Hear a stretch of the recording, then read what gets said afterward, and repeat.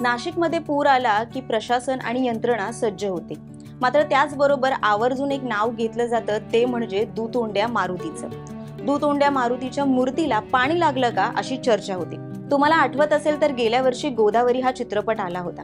त्यामध्ये अभिनय करणारे अभिनेते विक्रम गोखले यांच्या तोंडीही मारुतीच्या पायाला पाणी लागलं का असा संवाद होता.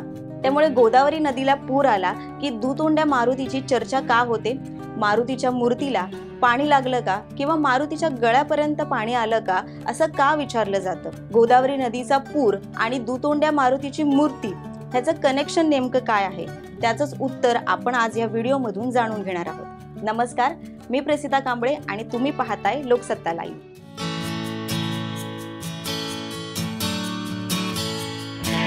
दुतोंड्या मारुतीची मूर्ती ही गोदावरी नदीवर असलेल्या रामकुंड परिसरात आहे. या मूर्तीला दुतोंड्या म्हटलं जातं कारण मूर्तीच्या दोन्ही बाजूला हनुमान आहे. पूर्वेकडे असणाऱ्या हनुमानाची मूर्ती ही राम मंदिराच्या दिशेने असून हात जोडलेली आहे, तर पश्चिमेला असणारी मूर्तीच्या हातात गदा आहे.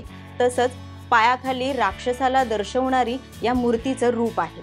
स्वातंत्र्यपूर्व काळातील मूर्ती 5 फूट उंचीची होती, तर सध्या जी मारुतीची मूर्ती आहे ती 11 फुटांपेक्षा जास्त आहे. 1939 मध्ये जेव्हा नदीला पूर आला होता तेव्हा जी जुनी मूर्ती होती मारुतीची ती बुडाली होती.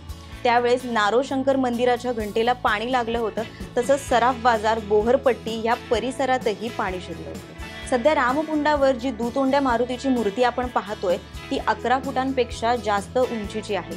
1942 मध्ये त्याची प्राणप्रतिष्ठापना करण्यात आली होती. या मूर्तीच्या 2 बाजू आहेत, त्यातली पूर्वेकडची बाजू ही शंकर परदेशी यांनी तयार केली होती, तर पश्चिमेकडील बाजू ही नथुराम भोईर यांनी तयार केली आहे.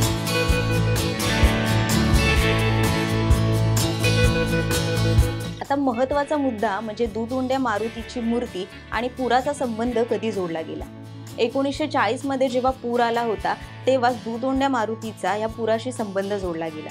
त्यानंतर 1942 मध्ये नव्याने मूर्तीची स्थापना करण्यात आली आणि 1954 मध्ये गंगापूर धरण बांधण्यात आलं.